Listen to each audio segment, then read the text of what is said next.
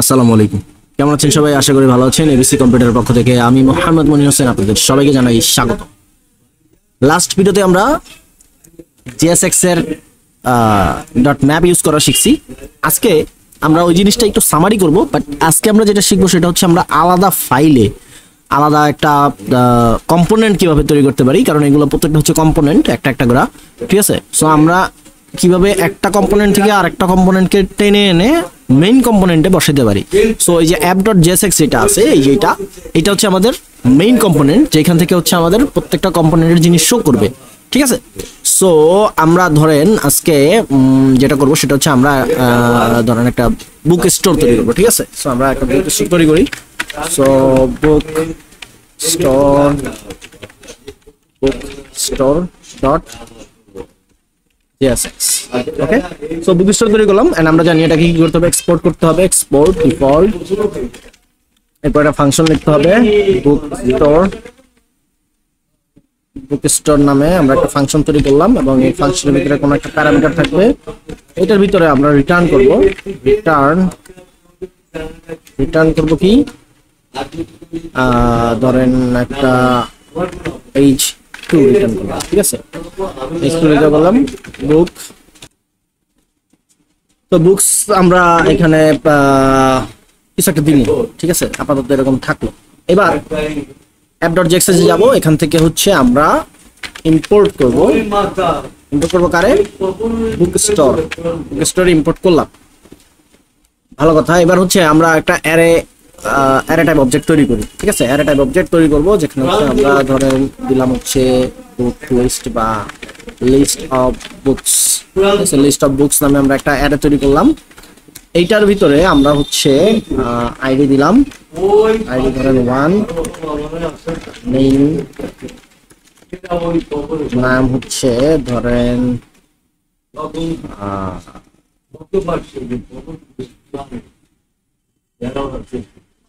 আমরা যে কোনো বইয়ের নাম দিতে পারি, ঠিক আছে? ধরেন হচ্ছে আচ্ছা বাংলা বই দিলাম, বাংলা।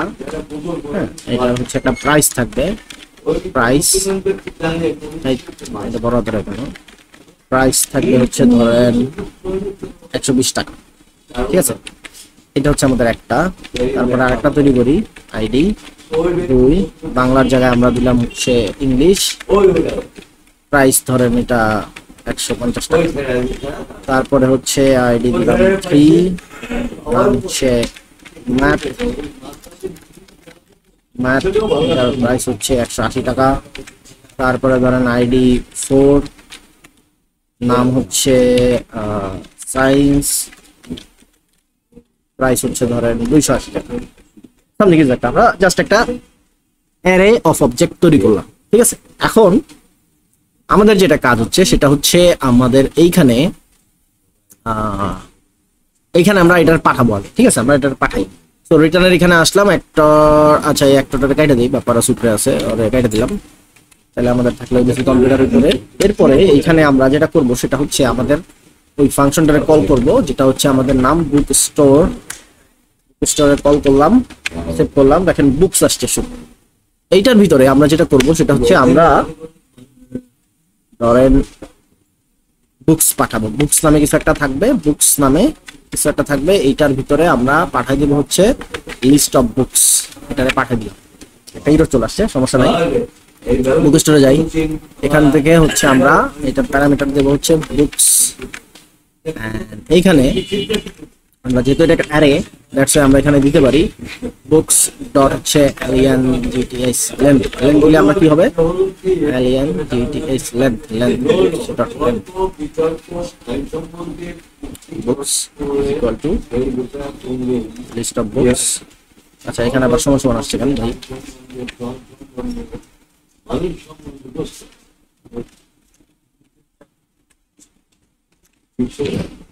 ওকে, সো ডাইনামিক্যালি আমরা এই অ্যারেটারে পাঠিয়ে দিছি বুকসের ভিতরে, ঠিক আছে? বুকসের ভিতরে আমরা পাঠিয়ে দিছি, এবং এই বুকস যেটা আছে, যে বুকস নামে আমরা যে প্যারামিটারটা দিলাম, সরি বুকস নামে যে ডাটাটা আমরা পাঠাইতেছি, এই বুকসের লেন্থ হচ্ছে 4টা, দেখেন। সো আমরা এখানে লিখতে পারি টোটাল বুক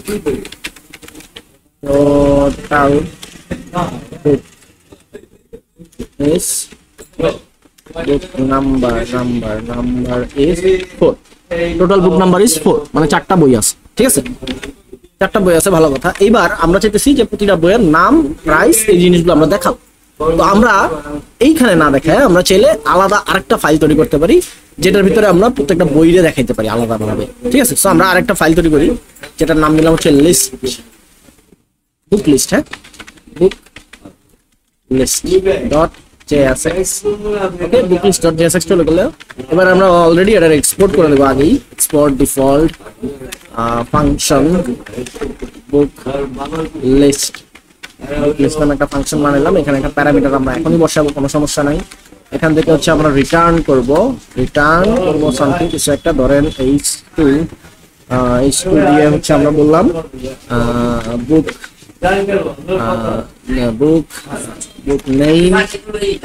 নেম কিছু একটা থাকবো। এরপরে হচ্ছে গিয়ে ধরেন আরেকটা বানাইলাম h2 দিয়ে হচ্ছে আমরা এখানে লিখলাম হচ্ছে বুক প্রাইস সামথিং। এবার এটা যেহেতু এক্সপোর্ট করছি আমরা, তাহলে এটা ইম্পোর্ট করতে হইব। তাহলে ইম্পোর্ট আমরা কই করবো, এই যে বুক স্টোরে, কারণ আমরা মেইন অ্যাপস এর ভিতরে এটা দেখাবো না, আমরা হচ্ছে আলাদা করে এটা দেখাবো আলাদা ফাইলে, যেটা আমরা দেখতেছিলাম। তাহলে এখান থেকে হচ্ছে ইম্পোর্ট করবো হচ্ছে আমরা কারে, বুক লিস্টে ইম্পোর্ট করলাম। এখানে একটা এরর চলে আসছে, h2 বুক লিস্ট সামথিং কিছু একটা হচ্ছে। এখানে দেখেন কি হচ্ছে, এখানে হচ্ছে warped in an enclosed tag, did you want JSX fragment? আচ্ছা, এটা কেন হয়, এটা কারণ হচ্ছে যখন মানে JSX এর একটা লিমিটেশন আছে।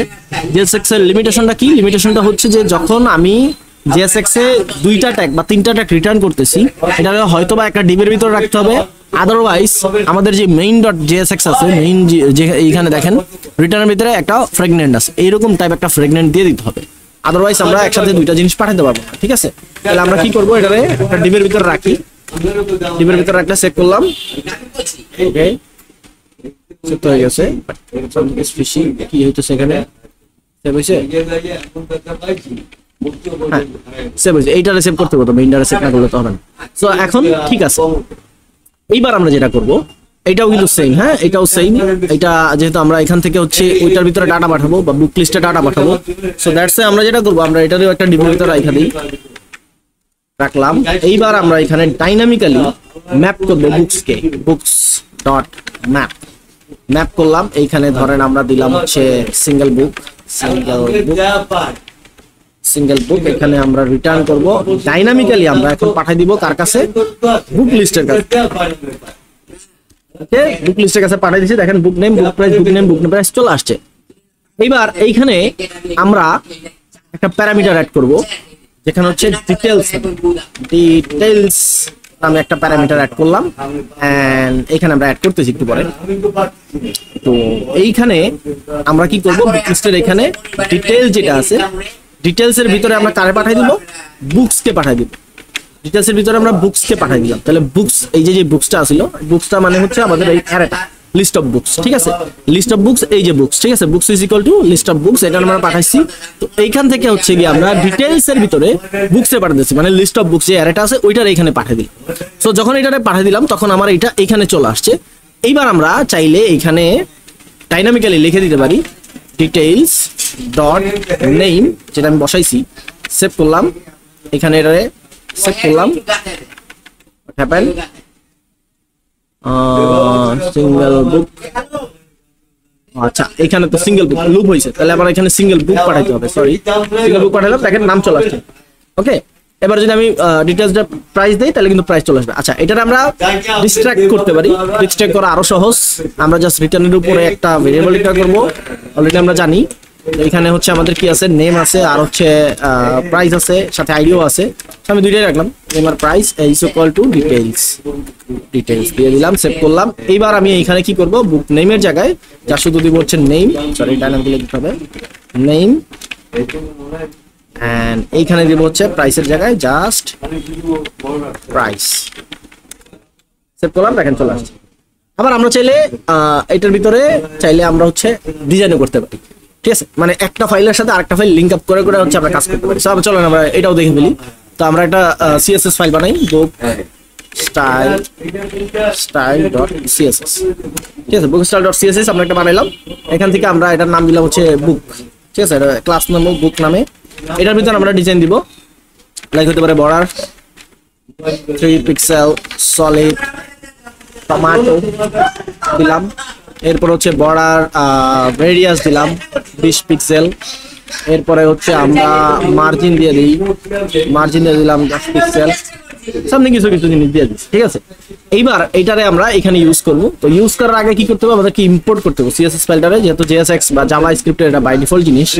সো এটারে যেহেতু আমরা ইম্পোর্ট করবো, দ্যাটস ওয়াই আমাদেরকে মানে এখানে ইউজ করবো, দ্যাটস ওয়াই আমরা এখানে ইম্পোর্ট করবো। সো ইম্পোর্ট করবো কি, দুটা কোটেশন, তারপরে ডট স্ল্যাশ বুক স্টাইল ডট সিএসএস, ঠিক আছে, বুক স্টাইল ডট সিএসএস এটা আমরা ইম্পোর্ট করলাম। এইবার এই ডিভের ভিতরে আমরা এটা যখন ইউজ করবো তখন আমরা শুধু ক্লাস লিখবো না, আমরা লিখতে পারি ক্লাস নেম, এন্ড এখানে আমরা কি দিছি, বুক দিছি।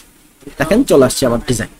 ওকে, সো এইভাবে করে বেসিক্যালি হচ্ছে আমরা একটা ফাইলের সাথে আরেকটা ফাইল কানেক্ট করে কাজ করতে পারি, আলাদা আলাদা কম্পোনেন্ট তৈরি করতে পারি, আলাদা আলাদা জেএসএক্স ফাইল তৈরি করে এভাবে লিঙ্ক আপ করতে পারি। এটা আমরা আরো ভবিষ্যতে আরো বেশি করে করবো, আরো অনেকগুলো করবো। সো আজকের ভিডিও এই পর্যন্ত, আশা করি ভিডিওটি বুঝতে পেরেছেন। নেক্সট ভিডিওতে দেখা হবে, ততদিন পর্যন্ত সবাই ভালো থাকুন, সুস্থ থাকুন, আল্লাহ হাফেজ, আসসালামু আলাইকুম।